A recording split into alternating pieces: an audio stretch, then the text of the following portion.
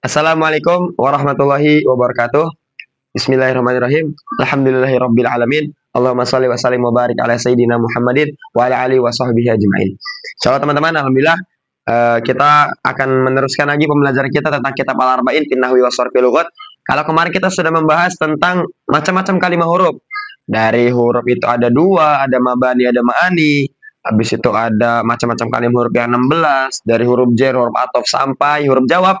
Insya Allah teman-teman semua, hari ini kita akan meneruskan pembelajaran kita, keterangan saya tentang kitab Al-Arba'in fi Nahwi wa Sharfi wa Lughat. Sebelum dilanjut, buat teman-teman yang sudah punya kitab Arba'in, bisa dibuka di halaman ke-7. Ya, insya Allah kita hari ini akan membahas tentang ta'alluq. Jadi buat teman-teman yang sudah punya kitab di rumah atau yang menyaksikan video ini, bisa dibuka kitabnya di halaman ke-7, pembahasan ta'alluq. Dan bagi teman-teman semua yang belum mempunyai kitab dan ingin punya kitab, bisa chat di nomor WA saya 0857 7179 7424. Nanti akan saya kirimkan PDF Arba'in secara gratis. Bismillahirrahmanirrahim. Jadi teman-teman semua, kita hari ini akan membahas tentang ta'alluq. Kang, ta'alluq itu apa sih? Nih, makanya diperhatikan ya. Bismillahirrahmanirrahim. Jadi teman-teman semua, nih di sini ada tulisannya. Semua kalimat huruf yang mempunyai ta'alluq itu hanya huruf jar.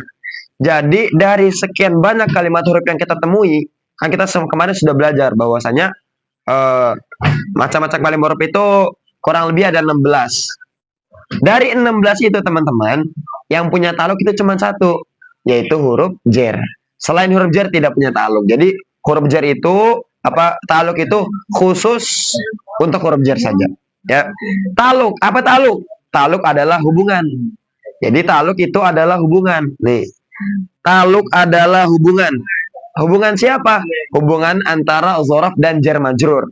Buat teman-teman yang mungkin Kang, mana penjelasannya keterangan ini? Bisa dilihat di layar samping saya.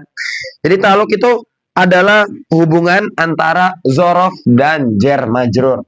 Jadi yang punya ta'alluq itu hanya dzaraf dan jar majrur, ya. Ta'alluq adalah hubungan. Ta'alluq ada dua, khos, am. Jadi ta'alluq teman-teman ada yang khos, ada yang am. Khos itu maknanya khusus, sedangkan am itu maknanya umum. Nih. Jadi ta'alluq itu ada yang khos, ada yang am. Khos artinya khusus, am artinya umum. Kita pertama kali kita akan membahas tentang ta'alluq khos dulu teman-teman. Yang pertama itu adalah ta'alluq khos. Ta'alluq khos itu adalah hubungan antara dzaraf dan jar majrur dengan amil sebelumnya berupa fiil atau syibh fiil. Kang, amil sebelumnya itu maksudnya apa? Amil itu apa sih Kang? Kok banyak yang sambil mengerti? Santai aja teman-teman. Teman-teman jangan kesusu, jangan terburu-buru, pokoknya sabar. Selama teman-teman menyaksikan channel ini, sama teman-teman pantangin terus video ini.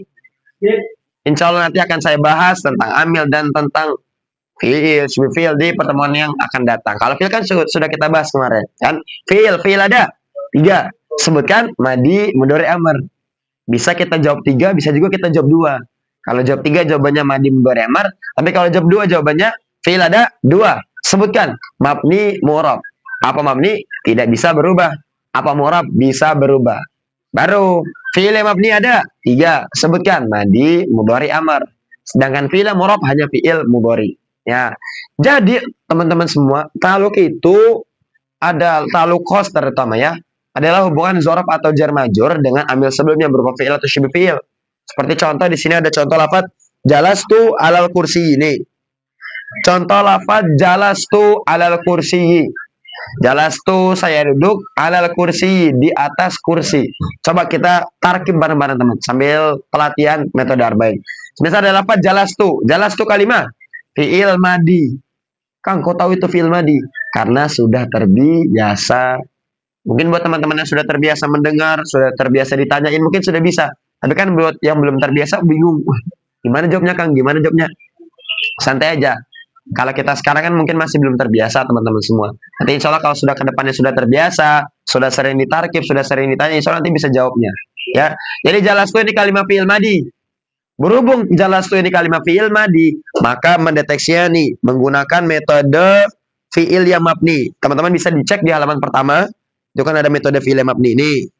Metode fi'il yang mabni. Bagaimana cara mendeteksi kalimat fi'il yang mabni?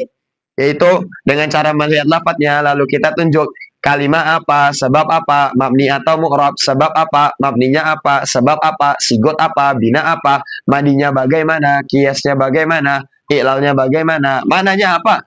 Jadi kalau ada lafaz jelas tuh. Jelas tuh. Jelas tuh kalimat nih. Ini pertanyaan lo teman-teman lo. Ini pertanyaannya. Nah, jelas tuh kalimat. Fi'il madi. Sebab patut tak taknis sakinah. Kok patut taknis sakinah, Kang? Ya, teman-teman mungkin yang baru datang atau baru menyaksikan video ini bisa cek nanti di channel saya di halaman pembahasan halaman ketiga. Jadi halaman ketiga dijelaskan bahwasanya fi'il madi itu tanda-tandanya patut tak tanis sakinah. Artinya bisa dimasuki tak tanis sakinah. Ya. Apa jelas tuh kalimat fi'il madi.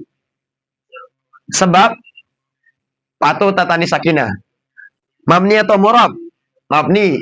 Sebab tidak bisa berubah. Nih. Mabni atau murab mabni. Sebab tidak bisa berubah. Jadi kalau kita menemukan fi'il madi itu selama-lamanya mabni. Berbeda dengan fi'il mudhari. Kang, tadi katanya mau bahas ta'aluk kok jadi ke fi'il. Santai aja, ngaji gak usah serius-serius. Pak Ye pernah bilang, kita itu kalau ngajinya itu loncat sana loncat sini itu menjadikan akal kita jadi cerdas. Jadi kemudian nanti kita tahu oh halaman ini isinya ini benar-benar tahu, benar-benar sudah dipetakan di otak kita. Jadi teman-teman santai aja ya. Jadi jelas tuh kalimat fi'il madi sebab patut tatani sakinah. Mabni atau murab? Mabni. Sebab tidak bisa berubah. Jelas tuh mabni apa? Mabninya jelas tuh mabninya mabni sukun. Sebab nih ada sebab tidak bertapa mabni sukun sebab bertemu dengan domir rafa mutaharrik. Ini keterangan tentang mabninya fi'il madi bisa dicek di halaman ke-5. Nih. Cek halaman ke-5 teman-teman. Nih, jadi di halaman ke-5 ini nih ada kan pertama kemarin. Jadi fi'il madi itu mabni sukun. Fi'il madi mabni sukun bila bertemu dengan domir rafa mutaharrik. Domir rafa mutaharrik ada 8. Tati, tu, tuma, tum, tun, na, na, na. Jadi jelas tuh ini termasuk fi'il madi yang mabni sukun sebab bertemu dengan domir rafa mutaharrik. Baik lagi. Kita ke halaman ta'aluk balik lagi. Ya. Jadi jelas tuh ini kan fi'il. Itu fi'il madi. Lanjut. Jelas tuh alal kursi. Ala. Nih kita tarkib alanya. Ala kalimah. Huruf jer. Sebab tidak patut tanda-tanda kalimat isim dan fi'il. Kalau mendeteksi ala berhubung di kalimat huruf, teman-teman.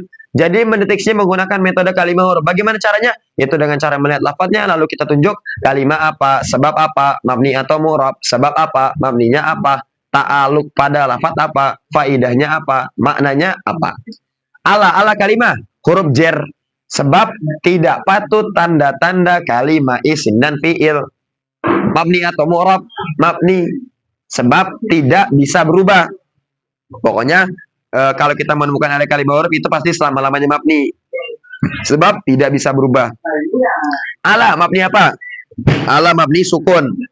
Nih kalau kita menemukan yang semacam ini namanya alif layinah. Alif layinah itu apa? Alif itu kata Pak, hukumnya mabni sukun, hukumnya sukun. Jadi ala itu mabninya mabni sukun. Setelah pertanyaan ala, akhirnya ta'aluk.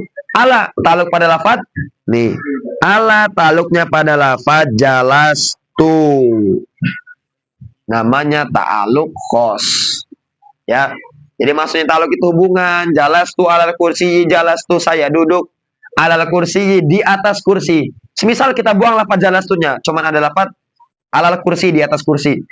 Otomatis orang-orang itu tidak paham. Apa sih di atas kursi maksudnya apa? Maksudnya itu jalas tu ala kursi. Saya duduk di atas kursi. Makanya lafaz ala ini punya ta'aluk dengan lafaz sebelumnya yaitu lafaz jalas tu. Begitu teman-teman. Jadi ala ta'aluknya pada lafaz jalas tu. Namanya ta'aluk khos. Jadi kalau ta'aluk khos itu kembali pada amil sebelumnya berupa fi'il atau syibih fi'il. Intinya begitu teman-teman. Intinya kalau teman-teman menemukan ada kalimat huruf jar pasti punya ta'aluk. Jadi kalau di metode arba'in kan nih di sini cara mendeteksi kalimat huruf itu kan ada namanya pertanyaan tentang ta'aluk pada lafaz apa. Nih, ada pertanyaan ta'aluk pada lafaz apa? Itu khusus ditanyakan kalau kita menemukan huruf jar. Selain huruf jar, ta'aluk pada lafaz apanya dilewat aja. Langsung ke faidahnya. Nah, itu sekilas tentang ta'aluk khos. Setelah ta'aluk khos, bawahnya nih ada. Jadi ta'aluk khos itu kembali pada amil sebelumnya berupa fiil atau syibih fiil. Fiil sendiri ada 3, madi, mudhari, amar. Sedangkan syibih fiil ada 8 nih, syibih fiil ada 8. Ini teman-teman harus hafal nih syibih fiil nih. Karena syibih fiil nanti juga istilahnya banyak keluar lah. Syibih fiil ada 8 apa saja? Masdar, isim fa'il, isim maf'ul, sifat musyabahah, amtsilah mubalaghah, af'al tafdil, isim fi'il. Jadi syibih fi'il itu ada 8, masdar, isim fa'il, isim maf'ul, sifat musyabahah, amtsilah mubalaghah, af'al tafdil, isim fi'il. Lanjut. Setelah kita membahas tentang ta'alluq khos, oh ya sebelum lanjut, contoh juga nih, contoh ta'alluq khos itu seperti ada lafaz bismillahirrahmanirrahim, teman-teman. Kayak ada lafaz bismillahi. Bismillahi itu namanya ta'alluq khos. Karena lafaz bismillahi ba itu kalimat huruf jar dan punya ta'alluq dengan lafaz sebelumnya. Kan sebelum bismillahi, sebelum ba kan enggak ada apa-apa. Jadi yang asli ba itu nih, saya coba pakai ini ya. Jadi coba pakai ini, pakai papan tulis nih. Jadi yang asli teman-teman semua, bismillahi ba ini nih aslinya ada ta'alluq sama lafaz sebelumnya. Jadi sebelumnya ini aslinya ada lafaz abtadi'u. Kenapa nggak ada, Kang? Abtadi'unya dibuang. Kenapa dibuang? Karena sudah maklum. Perkara itu kalau sudah maklum maka boleh dibuang. Jadi ada lafaz bismillahirrahmanirrahim itu aslinya abtadi'u. Aku memulai bismillahi dengan menyebut nama Allah. Ya, lafaz abtadi'unya. Ini namanya ta'alluq khos. Karena abtadi'u itu kalimat fi'il mudhari. Jadi berhubung kembali pada amil sebelumnya berupa fi'il mudhari, maka namanya ta'alluq khos. Ini contoh kecil ya, yang sering kita temukan lah. Siapa sih yang nggak kenal bismillahirrahmanirrahim? Kan itu yang sering kita temukan. Ya. Nah, jadi itu contoh, salah satu contoh juga ta'alluq khos. Yang kedua, setelah ta'alluq khos ada ta'alluq am. Ta'alluq am itu maksudnya umum. Jadi kalau ta'alluq khos tadi kan khusus. Jadi benar-benar huruf jar itu kembali pada lafadznya khusus di sebelumnya. Nggak buat bareng-bareng, buat cukup sendiri aja khusus. Berbeda dengan am. Lalu am ini kembali pada lafaz istaqarra atau kainun. Kembalinya pada lafaz istaqarra atau kainun. Kembalinya pada lafaz istaqarra atau kainun. Kecuali silah. Hanya pada lafaz istaqarra. Jadi, lalu am itu kembali pada lafaz istaqarra atau kainun. Istaqarra atau kainun itu artinya menetap.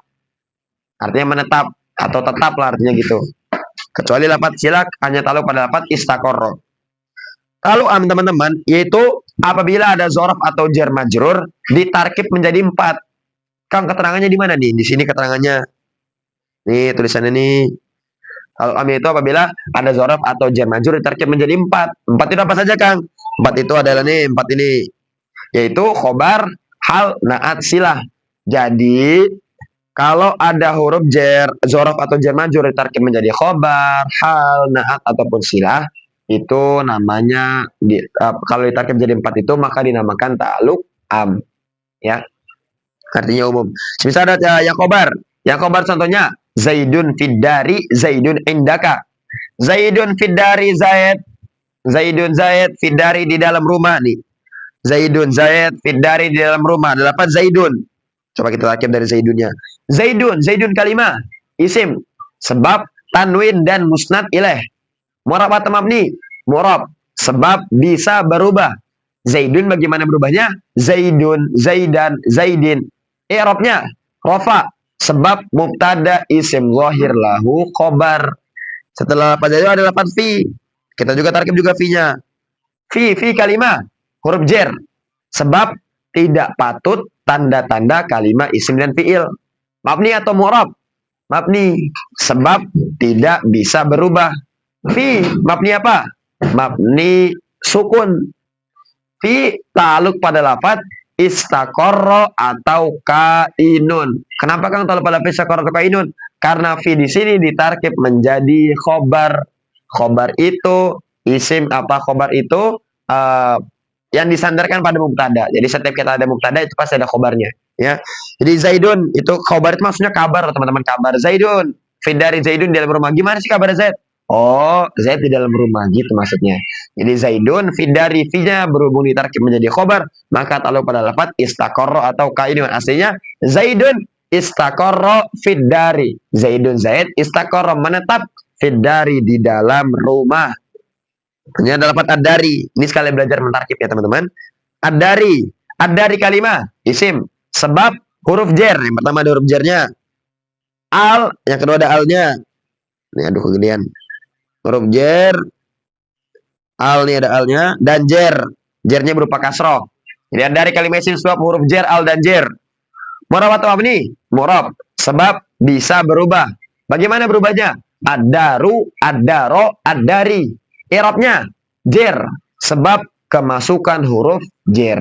Kemarin kita sudah sempat bahas isim yang dibaca jer itu ada berapa teman-teman? Isim yang dibaca jer ada 3. Sebutkan kemasukan huruf jer, mudhof ilaih, tabilil majrur, nat, atau taukid badal. Nih di sini nih. Halaman ke-4. Isim yang dibaca jer ada 3. Kemasukan huruf jer, mudhof ilaih, dan tabilil majrur, naat, atau taukid badal. Tuh sekilas tentang cara mentarkib teman-teman. Jadi Pak itu pernah bilang, kita itu selain kemudian ngapalin arba'in, memahami arba'in, dilanjut dengan praktek.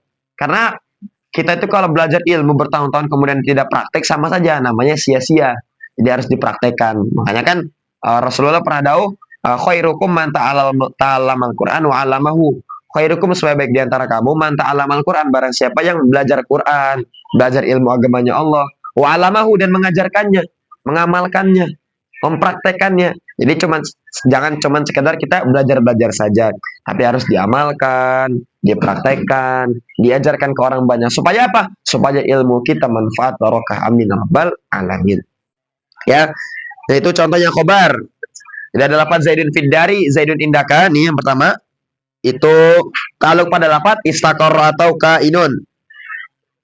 Ini yang hal contohnya Zaidun fiddari alimun, Zaidun indaka alimun. Lalu pada lafaz istaqarra atau kainan. Yang naat contohnya rajulun fiddari alimun, rajulun indaka alimun. Lalu pada lafaz istaqarra atau kainun.